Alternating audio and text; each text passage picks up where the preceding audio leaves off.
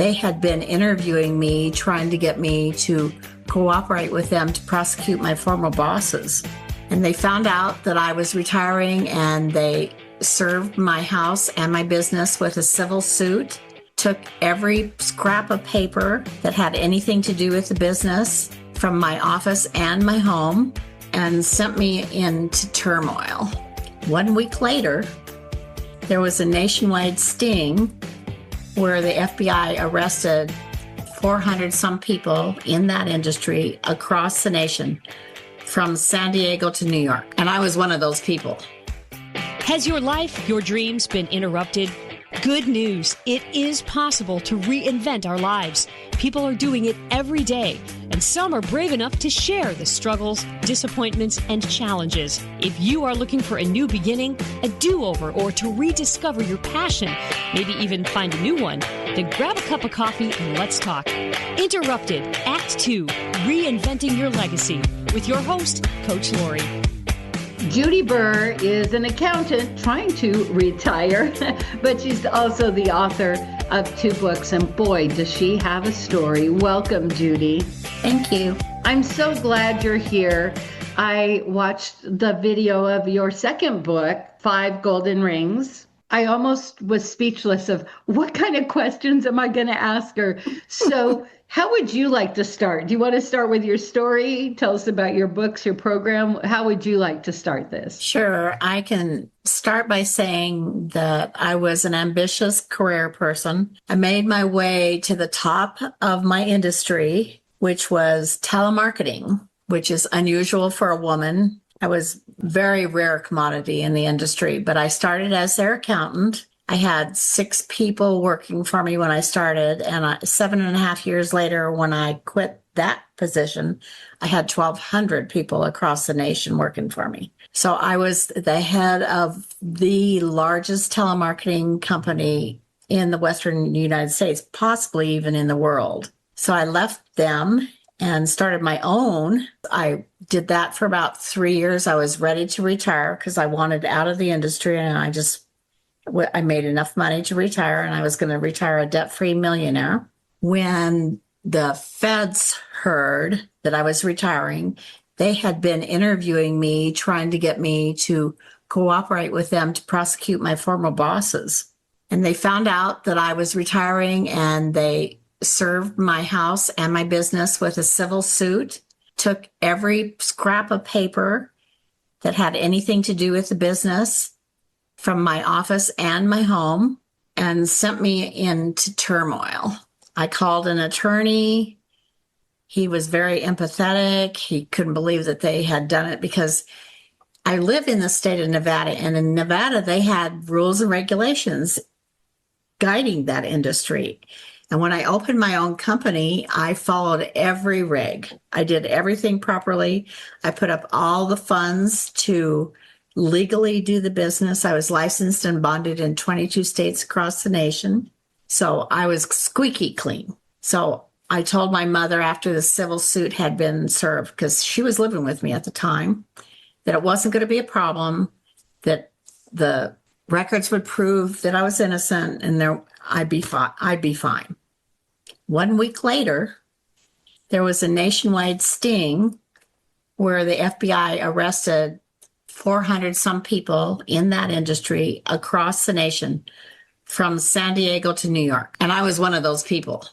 So they arrested me, and my legal battle really seriously began. I had to settle the civil suit first, and then I was turned over to federal prosecutors on the criminal case, and I had to fight that. And I was determined to win. And I eventually, with the attorneys that I had, they told me I had no hope. I was threatened with 18 to 25 years in prison, which to me was a lifetime. At the time, I was close to 50. I was probably about 47. 18 to 25 years just sent me to the floor. I just passed out. And then I decided I had to cooperate. So I became a government witness. And then my life was threatened by all my associates, because they didn't want me testifying against my former bosses. So my life was under threat. My mother was scared to death for me, but she had a boyfriend, and she was kind of spending a lot of time with him. So my house was relatively empty. She came home now and then, but I decided to rent rooms to generate some income. And I met a dynamic businessman who I joined in business. I thought everything was going to be fine. I was a keystone in a wonderful industry, one that I thought would really help people. And then we fell in love. And that complicated everything again because I was December and he was June. He was 20 years younger than me and married, all the things that you shouldn't have. Of course, probably saw that in the video. As time went on, I discovered that he was not fully balanced. He was manic depressive at the very least. My saga just went from criminal investigation to life threatening from a boyfriend to trying to figure out how I'm going to survive and live through it. And it was just quite an adventure. Along the adventure, I learned so many things about abusive relationships, about past lives, about the government, about the justice system, things about people in general that just became proven fact to me that I think that other people would enjoy hearing or maybe be curious about. But it was an adventure. Yeah. Well, and hit after hit after hit, like you didn't even have time to recover. So did Right. you end up in jail or prison at any of this time? I did. The Five Golden Rings, the last segment of that book, lets everybody know that I do go to prison. I think it's over. I think that I'm finally going to be freed when I write the last chapter because they're pulling me out of federal prison to testify in those other cases. So I think I'm going home. Okay. But I do go to prison. And was the boyfriend before prison or after? Before.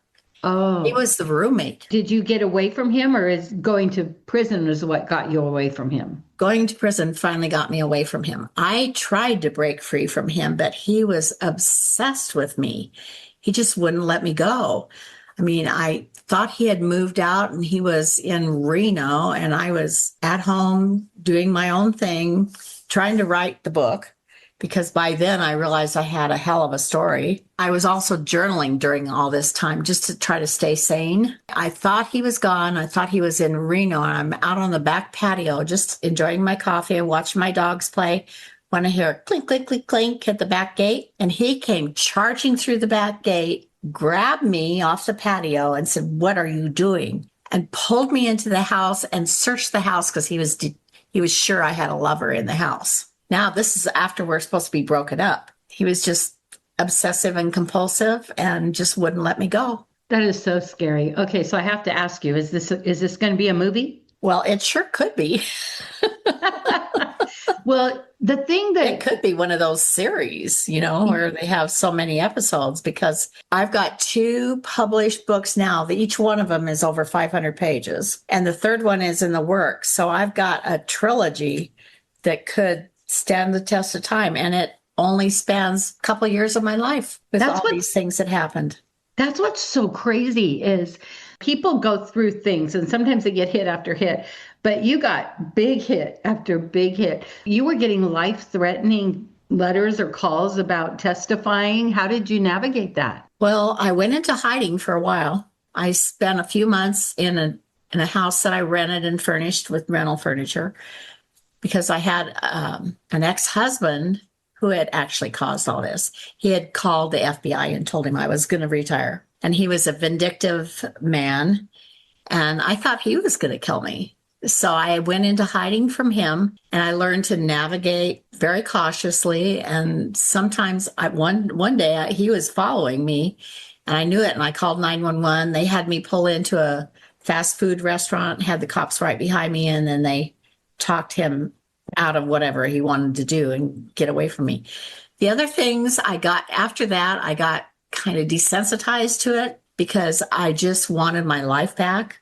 I didn't want to hide. I hated being alone. I wanted to be back in business. I just said, if they kill me, they kill me. It is what it is. It was probably a year and a half down the road from my arrest where people did actually start finding out that I was turning state's evidence. So I had about a year to breathe there before the threats came again. Wow. So you went through this whole ordeal, you go to jail, you get out, and you start a new business. I did. I had to rebuild my life. Wow. Yeah. I was recognized as a professional. I was good at finance. I had friends who helped me find a job and somebody gave me a chance. And when you're a convicted felon, you have to report that to any future employer. And I had one man who was an IT person I knew who hooked me up with the owner of an escrow and title company here in Nevada, in Las Vegas. He talked to his partners and his wife, and they decided to give me a chance. So I worked for them for 7.5 years. And then the 2008 real estate depression happened. Let me guess. You've been thinking about starting a podcast for what, a year now? Meanwhile, people with half your experience are out there becoming the authority online just because they hit record. And that's why I created Podcraft. It's the membership for women who know they have something worth saying, but want help with the tools, the tech, the strategy, and what actually to say, and maybe even how to say it. You get podcast tools, coaching, twice monthly office hours with me, Lori Hardy, because it's really not about you being seen, but it's about your story having an impact. Let's just stop overthinking it and start podcasting. He talked to his partners and his wife, and they decided to give me a chance. So I worked for them for 7.5 years. And then the 2008 real estate depression happened, and that put him out of business. He ended up filing bankruptcy. I was the last employee standing, trying to help him unwind his business. And then I was about 50 by then, maybe 51, 52. No, a little over, about 57 by then, because I worked for him for 7 years. I sent resumes out there. I must have had 200 resumes in the field, but I was too old. Nobody wanted to hire me. I felt like I was being interviewed by 15-year-old kids. I'm like, this isn't going to work. I'm going to have to reinvent myself. So I got a license to do accounting from home, started an accounting service, and I started with small businesses, but I had a good reputation, at business. Most of them didn't even check my background, which was kind of amazing to me. So I started slow, and I built a successful business, that one which I'm retiring from now. Wow. And when in there did you write your first book? I was journaling from the day of my arrest. When I really got down to business and started writing, it was just before I was going to prison. I knew I was going to prison. I wanted to take the work with me.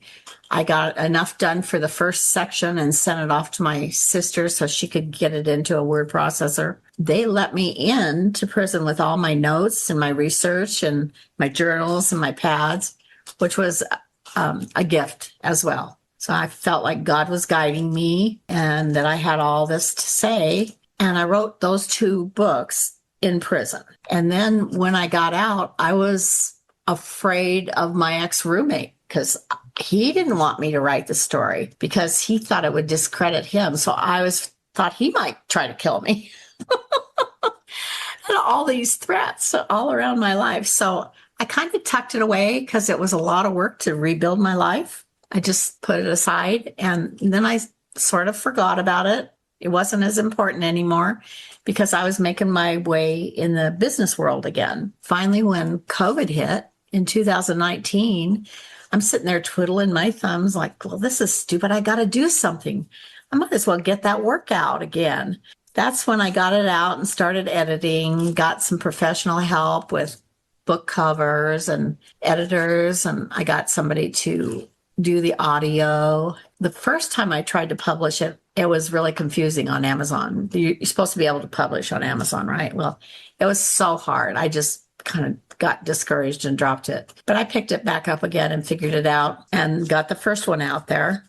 And then I started working on the second one. So that's been my joy for several years, just getting the work out there and trying to get my message out so somebody else might hear something, because I did recognize that roommate from another lifetime. I figured out who he was. I checked the history. I was right on the money. I found him. He was a son in a previous life. I know it's crazy. Everybody thinks they're reincarnated from somebody famous. Well, my previous lifetime wasn't that famous, but I was married to the Albert Einstein. I was his first wife, Meleva. As I went and checked Einstein's work, I found her. She was a carbon copy of me. And then I went looking for this roommate, lover, man I was involved with, because I didn't think he was Einstein. There was no way, because Einstein was a together kind of a person. This guy was scattered and a little bit crazy. I found him. He was my son. He was my youngest son, who had had an affair when he was a young man, when he was Einstein's son. And he had fallen in love with an older woman who broke up with him and jilted him, and he never recovered. He spent the rest of his life in and out of institutions because this older woman had shunned him. So now he's back and I'm back trying to help him heal. I'm trying to let him know who he is. And of course, he doesn't get it, but there are things that happen that sure do verify everything that I found. I've got dates and times and people that I recognize. I recognize my sister from a previous lifetime. Then when I was in prison, I had visions of a real past life, the time of Jesus, Nazareth. Those were just glimpses, but I feel like I've seen things that people often see but don't believe. They just dismiss it. And I've got so many dates and times and personalities and things that almost prove I make a case for it. My sister, who is a non-believer, says, well, I'm not sure I believe in reincarnation, but you sure do make a good case for it. Yeah. So that's the reason the series is called Uncommon Partnerships, because we are all a product of our past. And we think that's from our inherited past. And it is, but it's also from previous lifetimes, things that we've learned, God, who knows how long, over millions of years as souls that continue to reincarnate.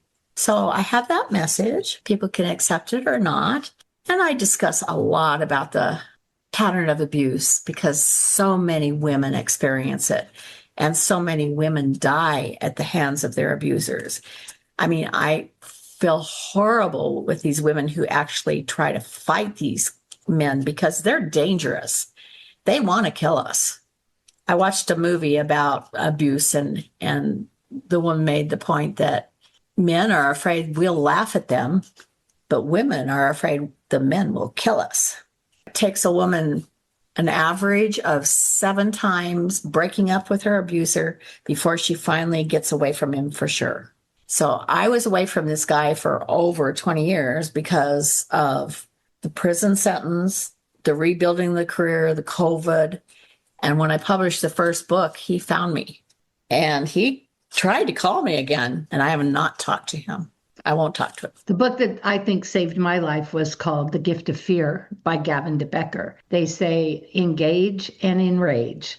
And so with these types of people, you have to not give them anything. And it's very difficult. It's very difficult. Oh, yeah, because you want to get in their face. Yeah. Because you feel that they're so wrong. And then they can't talk to you properly, so they use physical force. Mm-hmm. I mean, a lot of women have gone through it. I'm sorry you did too, by the way. I'm still watching several friends that are walking through this, and then they go back because they feel like maybe at least it's the chaos they know versus what they don't know. It's so... they go back. It's the best and the worst. That's how I define my relationship. How did you feel about this man? Well, he was the person that completed me. He was the person that always cheered me up. He could make a bad day good. He could make me feel loved. And then when he would turn, it was the worst of the worst. Very dangerous situation. So that's how I relate to a lot of women, is that the good is so good. You want it back. You want it back and you want it to stay. And it never does. You never think it can get worse. And it always does. It just gets a little bit worse the next time, and a little bit worse the next time. And it's a vicious circle. And we need to break it. We need to be independent women. We need to love for the sake of loving, not because we need somebody. But I get real worried when things like Roe versus Wade is reversed, and some of the religious factions and how they believe that the man is in charge and the woman should submit. And my work is a lot about that submission thing too, because I do not believe that at all. It is an adventure, and it's been so insightful. And I think that there's so many key points. One of the things, well, two things before we go. One is the 5 golden rings. Can you give us those 5 words that go with that? Hope for all mankind rests in the heart, and the heart is nourished by love, a love freely offered. Such freedom is found in truth, but the truth does not come easily. There is a price to pay. A lesson must first be learned. We must learn to forgive. Without forgiveness, truth remains buried. The freedom to love cannot be found. Without love, our hearts harden and no longer have strength for hope. Without hope, we most certainly will perish. Learn the lesson of forgiveness and embrace truth. The truth will set you free. In that newfound freedom, you will discover love. The heart nourished by love will grow strong and provide sanctuary for hope. With a place of perpetual rest, hope will finally spring eternal. Learn the lesson of forgiveness. Begin by forgiving yourself. It is a small price to pay. So it's hope, heart, love, truth, and forgiveness. Wow, that's beautiful. Well, Judy, where can people find you or find your book? Well, right now it's on Amazon. I hope to publish it to a wider audience, but it is on Amazon. You can just put in 5 Golden Rings by Judy Burr and it will come up, and so will the other one. Yeah, the name of the other one is? The other one is Lion Song. That's how the whole thing started. So, Judy, you've had so many words of wisdom for us, but before we go, what is it that you really want us to know? We should all respect each other and be kind to each other and care for each other and love each other, but not to the point where you hurt yourself. You have to take care of yourself first. Isn't that a very fine line? Yeah, it is. Because we all want to be loved. Yeah. We all want to be loved, and we seek out that connection, and sometimes it's not a good one. I had a very bad habit of attracting the wrong kind of man. And I start my work off with that. I'm like, why am I always in this mess with men? Everybody betrays me. Everybody wants to hurt me. Some of them wanted to kill me. I'm like, oh my gosh. I went to find out why. I wanted to know why. So I went to a psychologist. I asked for professional help. We did some hypnotherapy. Nothing worked. Nothing worked. But in the course of me writing about my adventures, I feel like I discovered the reason why. And the reason was to help this young man heal from his previous life of torture because his older lover betrayed him. Well, thank you so much. Oh, you're so kind. Thank you. If you love this podcast, here's a big ask. Will you share with your friends and family, subscribe, give us a review, and a 5-star rating so that others looking to reinvent their lives will be able to get the help they're looking for? Thank you in advance.